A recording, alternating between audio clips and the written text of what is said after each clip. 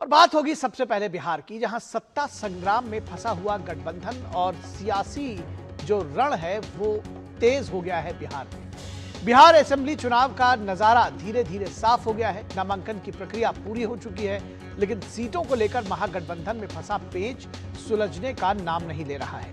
महागठबंधन में सीटों को लेकर कोई औपचारिक ऐलान सामने नहीं आया है, लेकिन दिल के टुकड़े इधर उधर बिखरे हुए हैं। इस दिल के टुकड़े हजार हुए, कहीं कोई इधर गिरा कोई उधर गिरा, तो दिल के टुकड़े जो हैं महागठबंधन के वो इधर उधर बिखरे हुए हैं। ये नामांकन के बाद से ही दिखने लगा है। राजद ने अपने सभी 143 सीटों के प्रत्याशियों का ऐलान कर दिया है। अंतिम दिनों तक वीआईपी के मुकेश सहनी भी 15 सीट पर अपना दावा जता चुके हैं, लेकिन 243 सीटों पर महागठबंधन के 254 उम्मीदवार लड़ रहे हैं और झारखंड मुक्ति मोर्चा को असहज कर दिया है। अब वे चुनाव मैदान से बाहर हो गए हैं, यानी कि झारखंड मुक्ति मोर्चा ने जिन पहले 6 सीटों पर चुनाव लड़ने का ऐलान किया था, अब वो इस चुनाव मैदान से बाहर हो गए हैं। लगभग 12 सीटों पर महागठबंधन के उम्मीदवार फ्रेंडली फाइट के लिए तैयार हैं। कांग्रेस पार्टी ने अपने 61 उम्मीदवार उतारकर अन्य सहयोगी दलों के सामने मुश्किल खड़ी कर दी है। जेएमएम का दावा है कि कांग्रेस और राजद ने गठबंधन धर्म का पालन नहीं किया है। झारखंड मुक्ति मोर्चा ने गठबंधन पर पुनर्विचार की भी धमकी दे डाली है। कमाल की बात यह है कि राजद और कांग्रेस पार्टी खुद 7 सीटों पर सीधी लड़ाई में है, लेकिन राहुल गांधी इस पर चुप है। आरोप मैनेजर के माथे पर मढ़ा जा रहा है। आखिर राहुल गांधी की बिहार में अब तक एंट्री क्यों नहीं हुई, यह भी सवाल पूछा जा रहा है। उधर एनडीए गठबंधन ने सभी सीटों पर सहमति से चुनाव लड़ने का सभी 5 सहयोगी दलों से ने अपनी राजनीतिक सूझबूझ का परिचय दिया है।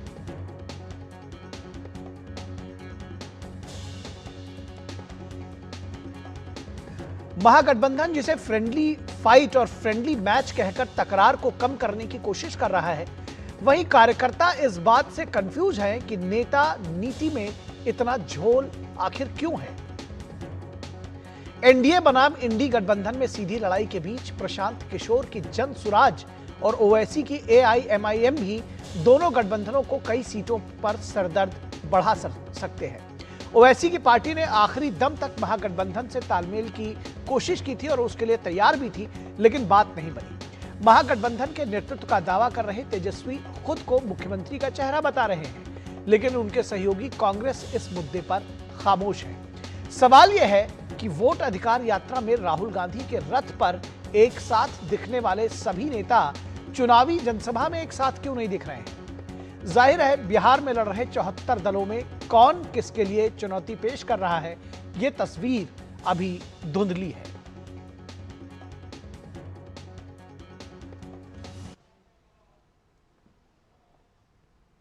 तो बयानों के तीर भी चल रहे हैं बिहार में। बीजेपी नेता दिलीप जायसवाल ने कहा है कि महागठबंधन के टिकट और उम्मीदवारों के चयन में इनके संस्कार दिखाई देते हैं। महागठबंधन का जिस तरह से टिकट के बंटवारे में और उम्मीदवार के चयन में सिर फुटौल हुआ है, आपसी मतभेद सामने आया है, इससे पता चलता है कि इनका संस्कार क्या है।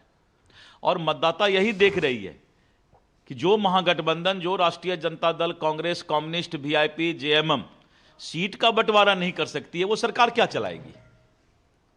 और उन्होंने अपना चेहरा मतदाता को दिखा दिया कि हम सीट का बंटवारा नहीं कर सकते हैं, तो सरकार चलाने का उसको कोई हक नहीं है।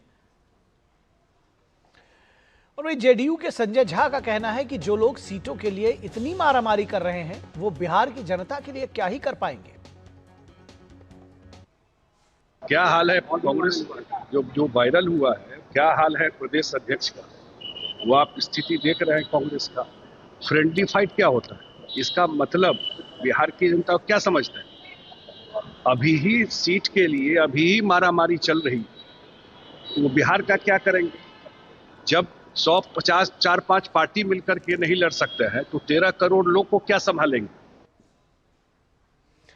और लोजपा रामविलास के नेता और केंद्रीय मंत्री चिराग पासवान का कहना है कि विपक्ष में सीट शेयरिंग को लेकर ही इतना बिखराव है, तो चुनाव में आखिर क्या होगा।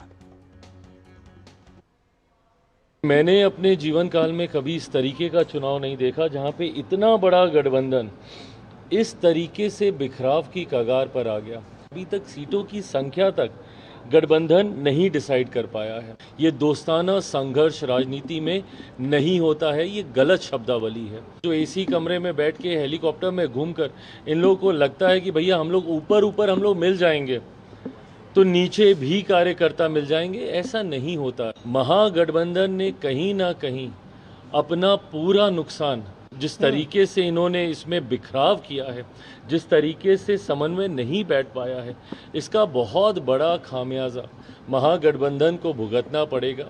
एनडीए वैसे ही मजबूती से आगे बढ़ रहा था, पर अब तो कहीं ना कहीं महागठबंधन ने हम लोग को कई ऐसी सीट जो संभवतः हम लोग के लिए मुश्किल हो रही थी उस पर भी वॉक ओवर दे दिया। और आरजेडी नेता मृत्युंजय तिवारी का कहना है कि महागठबंधन में सब कुछ ठीक है। कुछ अगर 2-4-10 सीटों पर फ्रेंडली फाइट की नौबत आई है तो 10 ही सीट पर ही ज़्यादा से ज़्यादा एनडीए जीत पाएगी। इसके बाद तो बाकी सीटों पर तो श्री तेजस्वी यादव जी जीतेंगे, ये एनडीए वाले ही कह रहे हैं बार बार। तो हमारे यहाँ सब ऑल इज वेल है। वहीं जेएमएम नेता मनोज पांडे ने राजद और कांग्रेस दोनों पर आरोप लगाए हैं। क्या कुछ कहा उन्होंने, आइए सुनते हैं। हमारे कल माननीय मंत्री ने भी विस्तार पूर्वक समझाया, बताया कि राष्ट्रीय जनता दल के द्वारा और कहीं न कहीं कांग्रेस भी को भी दोषी हम मानते हैं कि हमें वहां पर उचित स्थान नहीं मिला। हमारी इच्छा नहीं थी कि हम गठबंधन तोड़ें। 6 सीट पर पार्टी मन बना चुकी थी, परंतु फिर इंडिया गठबंधन के तरफ से ये बातें आई थी कि नहीं, आपको एकोमोडेट किया जाएगा, इंतजार करें, लेकिन इंतजार की इंतहा हो गई। अंततः गठबंधन में कहीं जगह नहीं मिला, सिर्फ भ्रम पैदा किया गया। तो इंतजार की इंतहा हो गई, गठबंधन में सिर्फ भ्रम पैदा किया गया। ये एनडीए के लोग, बीजेपी के लोग, जेडीयू के लोग नहीं कर रहे हैं, बल्कि उसी महागठबंधन के लोग कह रहे हैं जो उसमें शामिल हैं, यानी जेएमएम का दर्द छलककर बाहर आया है। और वो कह रहे हैं कि भ्रम की स्थिति बनाई गई है, केवल बेवकूफ बनाया गया है। और इस पूरी खबर पर बातचीत करने के लिए हमारे साथ 3 खास मेहमान और हमारे संवाददाता पटना से जुड़े हुए हैं। सबसे पहले अपने मेहमानों से आपका परिचय करा दें। हमारे साथ मयंक मौली, बीजेपी के प्रवक्ता, जुड़े हुए हैं। मयंक जी, स्वागत है आपका। हमारे साथ दुष्यंत नागर, पॉलिटिकल एनालिस्ट हैं और कांग्रेस के समर्थक माने जाते हैं, कांग्रेस का पक्ष रखेंगे। बहुत स्वागत है दुष्यंत जी आपका। और हमारे साथ विनोद मिश्रा, हमारे कंसल्टिंग एडिटर, जुड़े हुए हैं। विनोद जी, स्वागत है आपका भी। और कुमार आलोक, हमारे संवाददाता पटना से जुड़े हुए हैं। कुमार, आपके स्वागत के साथ सवाल भी आपसे ही शुरू करेंगे। क्या कुछ चुनावी फिजा आप हमको बताएंगे, दिखाएंगे, चुनाव के क्या रंग दिखाएंगे इस वक्त पटना से और खासतौर पर बिहार से आप लगातार कवर कर रहे हैं। और महागठबंधन में जो बात पूरी नहीं हो पाई है एक दूसरे के खिलाफ, जिसको फ्रेंडली फाइट कर रहे हैं, जनता में क्या मैसेज जा रहा है इसको? आप लोग चूंकि जा रहे हैं पब्लिक के बीच में, इसलिए पूछा।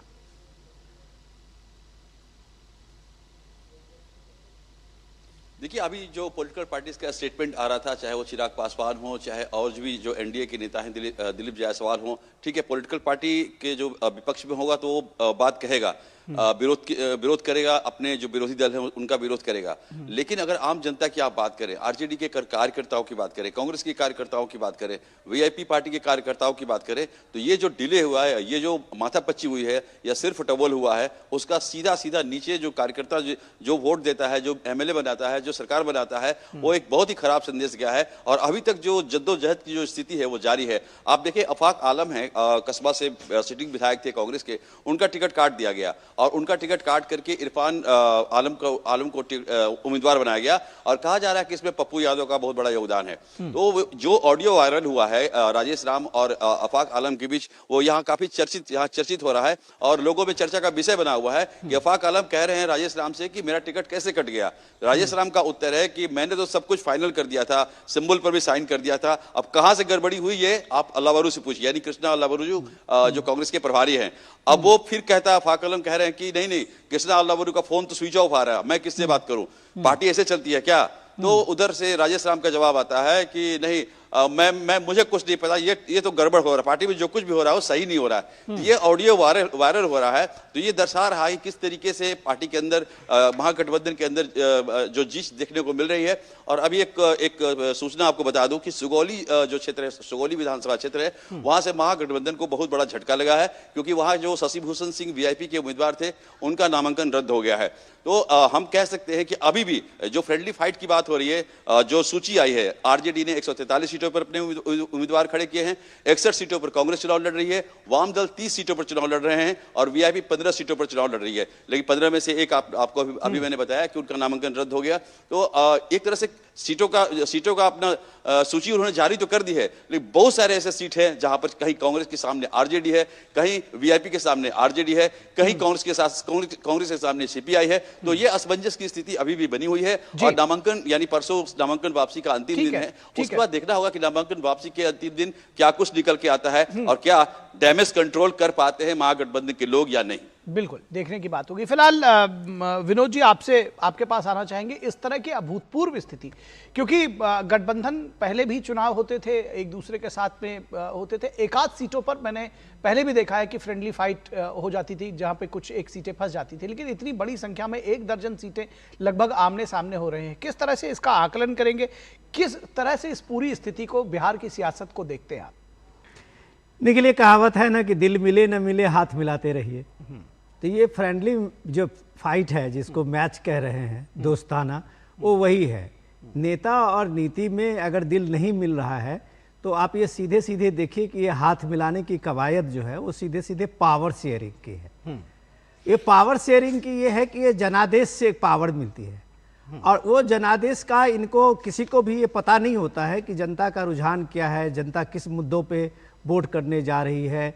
बिहार का ये इलेक्शन जो है, जो काफ़ी पूरी दुनिया में एक तरह से आप देखें कि लोगों की नज़र है, लेकिन इस मामले में महागठबंधन ने जिस तरह से सीट शेयरिंग से लेके और लास्ट फेज के नॉमिनेशन तक जो रुख अपनाया है, वो बात तो शायद उनके लिए ठीक नहीं है। क्योंकि आप अगर इस मामले में एनडीए की तरफ से देखें तो 243 सीटों को लेके एनडीए में भी थोड़ी मोड़ी ये सब चीज़ें चली थी, लेकिन जितने शानदार तरीके से एनडीए ने अपने अपने उम्मीदवारों को नामांकन करवाने में कामयाबी हासिल की है, और हर सीटों पर लगभग उनका चुनाव प्रचार के मामले में भी आप कह सकते हैं कि काफ़ी आगे बढ़त है। उसको भी प्रचार प्रसार में भी एनडीए का हर उम्मीदवार अपने अपने क्षेत्र में, उसके बड़े नेता अपने अपने क्षेत्र में लगे हुए हैं। तो आप इस मामले में इस चीज को देखिए कि एक बड़ा कम्युनिकेशन गैप है। राहुल गांधी वोट अधिकार यात्रा से जितने 15-20 दिन बिहार में तपाए, और वो लग रहा था कि एक चुनाव के माहौल में, एक फिजा में राहुल गांधी एक बड़ी अपनी एक उपस्थिति दर्ज कर रहे हैं। लेकिन अब ये दूसरे फेज के नामांकन के बाद भी जो आप ये देखिए कि राहुल गांधी की मौजूदगी कहाँ है। अगर वो अपने मैनेजरों के हवाले बिहार को छोड़ के बिहार में अपनी उपस्थिति चाहते हैं तो फिर तो ऐसी उपस्थिति उन्हीं को मुबारक। इम्पॉर्टेंट ये सबसे ये है कि आप एक तेजस्वी को जिस तरीके से चुनौती एनडीए की सरकार के पार्टी से मिल रही है, उससे ज्यादा चुनौती तो कम से कम महागठबंधन के लोग दे रहे, दल के लोग दे रहे हैं। महागठबंधन के दल में चाहे वो सीपीआई की तरफ से हो, चाहे माओवादी लेनिनिस्ट की तरफ से हो, सीपीआई एमएल की तरफ से हो, चाहे वीआईपी की तरफ से हो, हर पार्टी की तरफ से तो सीधे चुनौती तेजस्वी को ही झेलना पड़ा है। तो अब सवाल है कि जो आदमी लोगों के बीच में ये बता रहा है कि हम सीएम के फेस हैं, हम सीएम बनेंगे तो हम ये काम करेंगे, उनके सीएम बनने से पहले तो ये लगभग एक खेल हो चुका है। तो बिहार के लोग अब इस चीज को किस तरह से देखते हैं ये तो भी वक्त बताएगा, लेकिन जो स्थिति है वो मुझे तो अब तक एक स्थिति साफ तो नहीं दिख रही है। ठीक है दुष्यंत नागर, बड़ी विषम परिस्थिति है महागठबंधन के लिए और कांग्रेस के लिए भी। आप देखिए कि जिस तरह से आमने सामने हो रही है, फ्रेंडली फाइट आप लोग भले ही कहते रहे, लेकिन कम से कम जो जनता है वो उसको देख रही है। एक बात तो आपको क्या लगता है कि कहां चूक हो गई? क्या तेजस्वी यादव को समझाने में कांग्रेस के लोग सफल नहीं रहे? राहुल गांधी ने क्यों नहीं इंटरवीन किया? बहुत सारे सवाल हैं। देखिए जी, कुछ सीटों पे ऐसी स्थिति है कि जहां पे कांग्रेस और आरजेडी के उम्मीदवारों के बीच में लड़ाई है, जहां पहले और दूसरे नंबर की जो फाइट है वो कांग्रेस और आरजेडी के बीच में है, और वहां पे अगर दोनों पार्टियां चुनाव लड़ रही है तो मैं समझता हूं कि उसमें गठबंधन का कोई नुकसान नहीं है, उल्टे फायदा ही है। रही बात कि भाई इससे नुकसान हो जाएगा, दोनों पार्टियां लड़ रही हैं, तो ऐसा एनडीए की तरफ भी है। एनडीए के बहुत सारे प्रत्याशी, नेता, पूर्व मंत्री निर्दलीय चुनाव लड़ रहे हैं। उसमें जेडीयू से भी हैं, बीजेपी से भी हैं, लोजपा से भी है। आप कहें तो मेरे पास लिस्ट है पूरी, मैं उनका नाम भी ले सकता हूं। नहीं, वो तो बहुत, वो हर चुनाव में, हर क्षेत्र से, हर प्रदेश में होता है, कोई नई बात नहीं है। जिनको टिकट नहीं मिलता उसमें से बहुत से बागी होकर चुनाव लड़ते हैं, ये बहुत पुरानी प्रक्रिया है। लेकिन सवाल ये है कि सिंबल लेकर के लड़ना और ये कहना कि बागी लड़ रहे हैं, बागी में और सिंबल लेकर लड़ने में अंतर है। आप तो इतने समझदार हैं, आप जान रहे हैं। देखिए, रणनीतिक रूप से 11 सीटों पे अगर आरजेडी वर्सेस कांग्रेस है तो उसमें गलत क्या है? वहां किसी तीसरी पार्टी को मौका ही नहीं है। तो ये बात तो पहले अनाउंस कर देनी चाहिए थी। ये बात तो पहले अनाउंस कर देनी थी कि भाई 12 सीटें ऐसी हैं, 11 सीटें ऐसी हैं जहां हम लोग आपस में लड़ेंगे, क्योंकि वहां बीजेपी और दूसरे दल है ही नहीं है। तो ये तो अनाउंस कर देते। निखिल जी, परिस्थितियों के अनुसार फैसले लिए जाते हैं और आज परिस्थितियां ऐसी हैं, कांग्रेस के पक्ष में माहौल है। कांग्रेस तो परिस्थितियां ऐसी हैं दुष्यंत जी, बिल्कुल ठीक है, कांग्रेस के पक्ष में माहौल होगा। प्रत्याशी को उतारा है, कांग्रेस को भरोसा उनका प्रत्याशी जीतेगा। और अगर किसी वजह से आरजेडी का भी जीत जाता है तो बात तो घर की घर में ही है, कोई दिक्कत नहीं है जी। ये दिखा रहा है। देखिए, आज हर न्यूज चैनल पे, हर मीडिया डिबेट में कांग्रेस और आरजेडी का डिस्कशन हो रहा है। नागर साहब, आपने इतना बढ़िया डिफेंड किया है, मतलब ये मानना पड़ेगा। मतलब आप लोग एक सीट, आप एक कुल मिलाकर 243 सीटों को आप लोग मिलकर अनाउंस नहीं कर पाए। जो आपके यहाँ पर टिकटार्थी वो कुर्ता फाड़ के वो रो रहे हैं लालू प्रसाद यादव के घर पे, कहीं कोई किसी के सामने टिकट बेचने के आरोप लगाए जा रहे हो। आप कह रहे हैं कि भाई फ्रेंडली फाइट हो रही है और अगर घी गिरेगा तो दाल में ही जाएगा, कोई बात नहीं, ये जीते चाहे वो जीते। बहुत बढ़िया सर। और मैं आपको बताऊं, जो आप कह रहे हैं कि नाराजगी है, प्रत्याशी, संभावित प्रत्याशी कपड़ा फाड़ के लेट रहे हैं, तो ये दर्शाता है कि गठबंधन जीत रहा है, इसीलिए टिकट के लिए मारामारी। बहुत बढ़िया सर, ठीक है, के लिए लोग ठीक है सर। अगर पैसे लेने के भी आरोप लगाए उन्होंने, नहीं है साहब। ठीक है सर, हम आपका पॉइंट आ गया, मैंने उसको ले लिया, जनता भी उसको देख रही है। 2 करोड़ 70 लाख रुपए लेने का वो माथा पीट रहे थे, जिनकी आप जिक्र कर रहे हो, जिनका मैं और जिक्र कर रहे हैं, आप भी समझ रहे हैं। ठीक, आते हैं सर। मयंक मौली जी, इस स्थिति में ये कह रहे हैं कि भाई हम तो नंबर 1 और 2 ही हैं, जो एनडीए है वो बहुत पीछे है और कांग्रेस तो थंपिंग मेजॉरिटी से जीतने वाली 61 सीटों पर भले ही लड़ रही हो। कैसे देखते हैं इसको, कैसे लेकर जाएंगे इन चीजों को जनता के सामने? दरअसल देखिए सर, कहा जाता ना कि परीक्षा में जिस विद्यार्थी ने तैयारी नहीं की होती है उससे अगर 33% मार्क आने की भी संभावना मिले तो ऐसे ही बल्लियों उछलता है। तो कांग्रेस की स्थिति वैसी ही है। 243 सीटों पे कहीं अभी प्रत्याशी घोषित नहीं कर पाए। कांग्रेस कितनी सीटों पे लड़ रही है ये एक सूची तक अभी जारी नहीं हो पाई है, या इनके महागठबंधन के दल कहां लड़ रहे हैं। और जैसा कि अभी नागर साहब बता रहे थे कि 1 नंबर और 2 नंबर पे हम ही है, तो मतलब ये घरेलू और ये फ्रेंडली फाइट, पहली बात ये फ्रेंडली फाइट शब्द जो है ये मुझे नहीं समझ में आता है किसी भी गठबंधन में फ्रेंडली फाइट नाम की कोई जगह है चुनाव में। ये एक आपसी में जो विरोधाभास है वो दर्शाता है। और फ्रेंडली फाइट करने वालों में, और जैसा आपने बिल्कुल बजा फरमाया कि और बागियों में काफी अंतर होता है। सिंबल लेके आपस में एक दूसरे के खिलाफी नूरा कुश्ती जो चल रही है वो जनता साफ देख रही है। और ये एक और आपको मैं बता दूं, आपके लोकल संवाददाता भी उस बात की पुष्टि करेंगे, विगत 5 या 6 दिनों से महागठबंधन के लिए आयातित हेलीकॉप्टर पड़ा हुआ है, उस पर बकायदा धूल फाक रहा है। वहां बैठ करके चुनाव प्रचार करने जाने वाला कोई नहीं है। तेजस्वी यादव जी अपने घर कोप भवन में बैठे हुए हैं और राहुल गांधी जी जो है वो बाहर है। और इनके जो प्रदेश अध्यक्ष हैं उन्होंने तो स्वयं स्वीकृति दे दी इस बात की। जो ऑडियो कथित लीक जो हुआ है उसमें उन्होंने बताया कि उनकी कितनी चलती है पार्टी में। उनके एक प्रदेश अध्यक्ष सरीखा व्यक्ति अगर किसी आदमी को टिकट नहीं दिला सकता है, और कुछ शब्दावलियों का प्रयोग किया गया था जो मैं नहीं लेना चाहूंगा यहाँ पे अपने शीर्ष नेतृत्व के प्रति, तो ये दिखाता है कि कांग्रेस पार्टी जो है ऊपर से लेकर नीचे तक कितनी संगठित है और संगठन में कितना चलता है लोगों का एक दूसरे का। वो हमारे यहाँ कोई, हम लोग गलत तो नहीं कहते हैं कि बेसिकली रबर स्टैंप्स की बहाली की जाती है, चाहे इनके राष्ट्रीय अध्यक्ष हो या प्रदेश अध्यक्ष हो, होना वही है जो गांधी परिवार चाहेगा। और गांधी परिवार की कितनी रुचि है इस चुनाव में वो हमें साफ साफ दिख रहा है। और हो भी क्यों सर, विगत 35 वर्षों से कांग्रेस पार्टी को बिहार में अगर अपने आप को अस्तित्व बचाना है, या जो कहिए जो वेंटिलेटर पे सांस भी ले पा रही है, उसका ऑक्सीजन तो लालू परिवार के यहाँ से आता है। तो लालू परिवार ने ऑक्सीजन दे रखी है, तो बैसाखियों पे चल भी पा रहे हैं। ऑक्सीजन हटा देंगी तो कांग्रेस बिहार में फिलहाल मित्र प्राय से ऊपर कुछ भी नहीं है।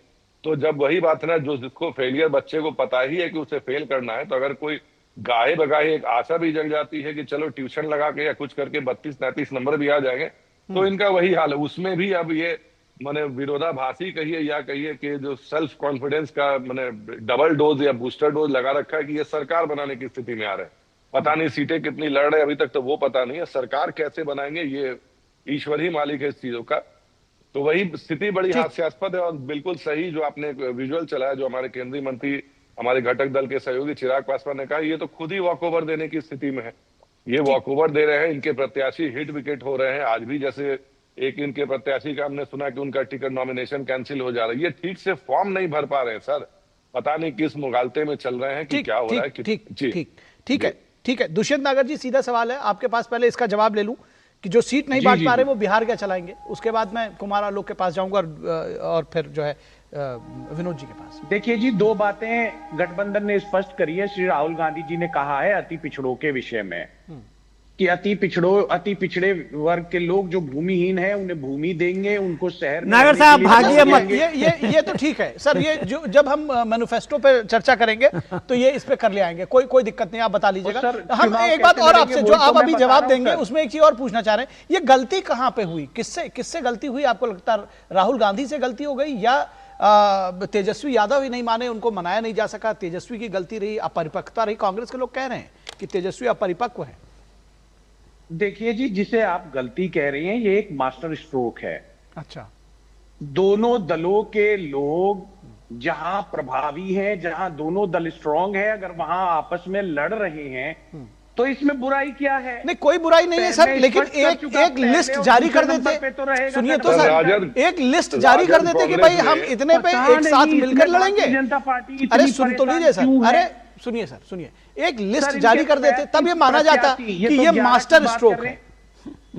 मास्टर स्ट्रोक है ये। अरे तो लिस्ट जारी कर देते ना उसकी, पहले करेंगे सर लिस्ट में इनका। मेरे चुनाव के बाद निखिल लोगों की सूची निखिल एक मिनट नागर साहब सुनिए, मैं आपको कंटेंट दे रहा हूँ, सुनिए तो सही। अरे सर हम बहुत सुन लिए आपका। 35 बागी चुनाव लड़ रहे हैं। अच्छा नागर साहब हम एक चीज आपको बस एक सलाह, एक छोटी सलाह तो ले लीजिए हमारी सी।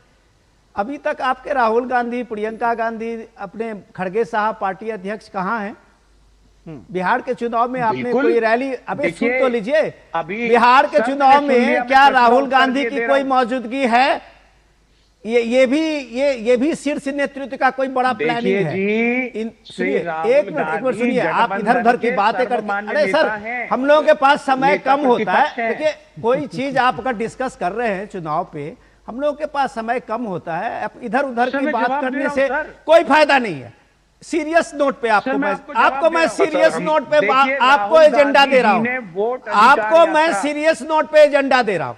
सीधे सिंपल से सुनिए, आप इलेक्शन पे चर्चा करने आए हैं, इलेक्शन के बिहार इलेक्शन पे आप चर्चा करने, इधर उधर करके क्यों आप फुटेज खा रहे हैं? सिंपल सी बात मैं कह रहा हूं, आपसे पूछा जा रहा है कि आपके नेता कहां है बिहार? पहले भी मैंने पूछा था, आपने उसका जवाब नहीं दिया। कहां है सर? एक बात बताइए निखिल जी, नॉमिनेशन चल रहा था, नॉमिनेशन कराएं या बड़े नेता आके उन नेताओं को अपने साथ इंगेज करा लें? पिछले 2 हफ्ते में अमित शाह की 3 यात्रा हो चुका है बिहार में। रणनीति ठीक नहीं है। आप बिहार के सारे शीर्ष नेतृत्व को देखिए कि बिहार में एनडीए के जितने चीफ मिनिस्टर हैं वो प्रचार में लगे हुए हैं। मुख्यमंत्री चुनाव प्रचार में उतर आए, 6 रैलियां हो चुकी है।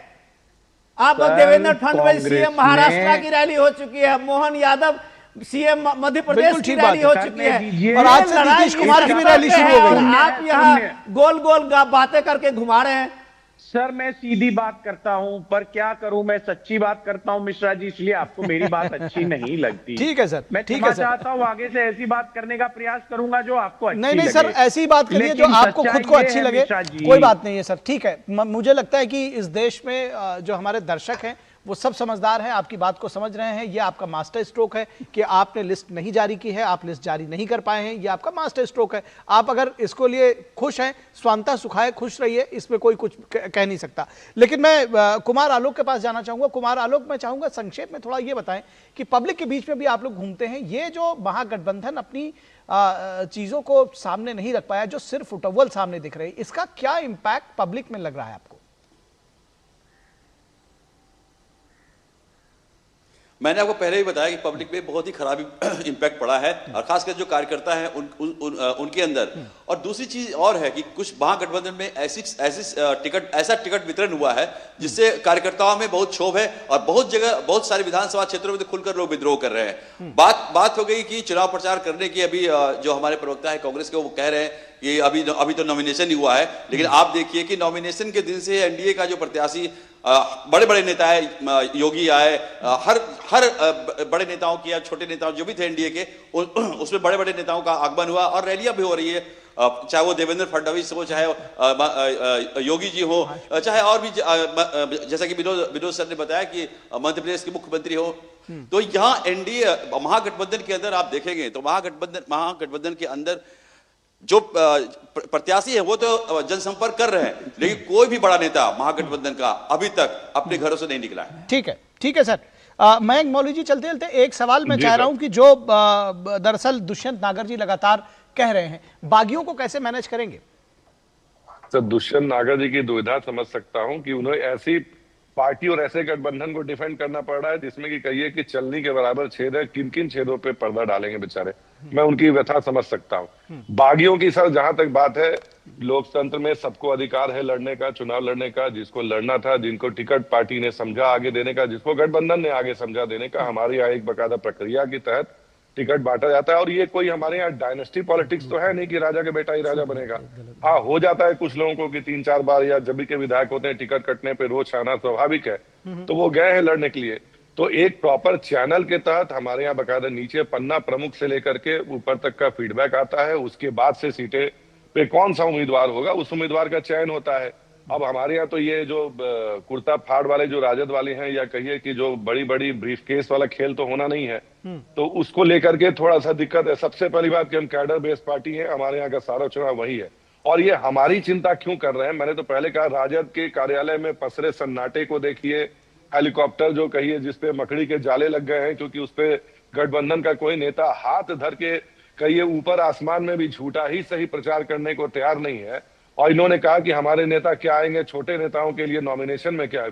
लोकतंत्र में कोई नेता छोटा और बड़ा नहीं होता, वो भी आपकी पार्टी का ही सम्मानित नेता है, जिसको कि आप ही की पार्टी ने छोटा नेता नहीं कहा, कृपया आप करेक्शन करिए। संदर्भ नॉमिनेशन के वक्त एक आदर्श आचार संहिता लागू होती है, संदर्भित आपने वैसा ही किया, कार्यालय पे जाना ठीक होता है, इसलिए बड़े नेताओं ने आके वहां पर व्यवस्था को बनाए रखने के लिए ये कार्य किया होगा। ठीक है, होगा। जी, मैं समझ सकता हूँ। वैसा ही बिल्कुल जैसे कि आपके लोकल संवाददाता हैं या मिश्रा सर बताएंगे, जैसे इनके राष्ट्रीय अध्यक्ष जब आए थे, जब बक्सर की रैली में जब कहिए कि एकदम करोड़ों की भीड़ जब उमड़ पड़ी थी और सामने की 2 कुर्सियां भी नहीं भरी थी, तो वो उन कहिए कि परिस्थितियों से बचने के लिए वो नहीं आ रहे हैं, तो मैं ऐसा समझ सकता हूँ, उनको उस चीज को मुबारक हो।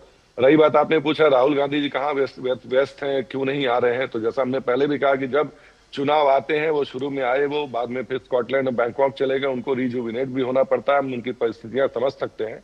और रही बात अभी, तो क्या पता वो किसी चमत्कारी स्कीम में लगे हों कि जैसे एक तरफ आलू डालो दूसरी तरफ सोना निकले। चलिए ठीक है सर, ठीक है, योजना में व्यस्त ठीक है सर, ठीक है, अभी इस पर चर्चा नहीं करेंगे। विनोद मिश्रा कुछ ऐड करना चाह रहे हैं जल्दी से? प्रधानमंत्री के ऊपर एक समाप्त कर रहा हूँ।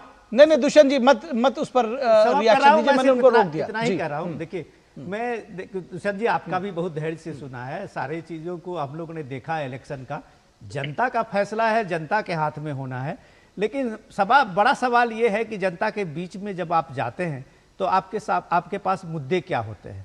जनता के बीच में जब आप जाते हैं तो आप अपने नेतृत्व को और अपने संगठन को किस रूप में रखते हैं। तो महागठबंधन की बात जब मैं आपको कहता हूं कि देखिए, पहले तो मैं मयंक जी को एक करेक्ट कर दूं कि सिर्फ इनके ही पार्टी का नॉमिनेशन कैंसिल नहीं हुआ है, आपके भी गठबंधन एनडीए का भी एक कैंडिडेट का हुआ है। जी हुआ है। जी। तो वो आप एक तरह से देखिए कि आप दोनों दल जो है 242 पे लड़ रहे हैं। एक तरह से एक एनडीए का भी नॉमिनेशन कैंसिल हुआ है, और आज ये जो अभी बता रहे थे तारापुर से एक वीआईपी के कैंडिडेट का भी नॉमिनेशन कैंसिल हुआ है।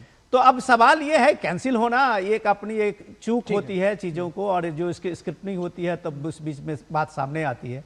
लेकिन इंपॉर्टेंट ये है कि ये बात बिहार के लोग इस बात को जानना चाहेंगे कि 20 साल के नीतीश सरकार के एंटी इनकम्बेंसी की एक बड़ी लहर होनी चाहिए। विपक्ष के पास एक बड़ा मुद्दा था और इस मुद्दे को लेके वो नीतीश कुमार के सरकार के इस शासन के जो भी बात तेजस्वी कुशासन कहते हैं उसको वो घेर सकते थे। लेकिन आज की तारीख में इनके नेताओं को कोई मुद्दा नहीं हाथ में आया। आप एक मुद्दे को कैसे डिफ्यूज किया एसआईआर पे, वोट अधिकार यात्रा, वोट चोरी कहते कहते आप इलेक्शन कैंपेन को आपने ऐसे डिरेल किया कि आज आपके पास में जनता को बीच में जाके उसको उस मुद्दे को छोड़ने का कोई मोरल अथॉरिटी नहीं बनता। राहुल गांधी नहीं जा रहे हैं या खड़गे साहब नहीं जा रहे हैं, प्रियंका जी नहीं जा रहे हैं, तो ये सारी पार्टियों ने जो रैली की है, लगातार यात्रा की है, उसके बाद जब आज जाएंगे तो वो क्या बताएंगे, किस तरह से लोगों को संबोधित करेंगे। तो सवाल ये है कि आपको नीतीश सरकार के खिलाफ में, एनडीए के खिलाफ में ऐसा कोई ठोस मुद्दा नहीं है। आप सिर्फ कहानी के बल पे अगर बिहार का चुनाव जीतना चाहते हैं तो मुझे इसमें डाउट लगता है, क्योंकि बिहार के लोग बहुत ही सेंसिटिव हैं और बिल्कुल ये जो आप बहुत मैच्योर हैं। बिल्कुल आपने जो बात कही कि बिहार के लोग बहुत सेंसिटिव हैं, बहुत मैच्योर हैं, हमारे दर्शक जो बिहार से जुड़े हुए हैं, जो देख रहे हैं या देश भर में, वो बहुत मैच्योर है। तो अगर आप कुछ भी कहते रहे इस पे, वो इन reading in between the lines वो भी समझते हैं कि कौन क्या कह रहा है, उसके क्या मायने हैं। फिलहाल आप सभी लोगों का, मयंक जी, दुष्यंत जी, विनोद जी और कुमार आलोक, बहुत शुक्रिया हमारे साथ जुड़ने के लिए।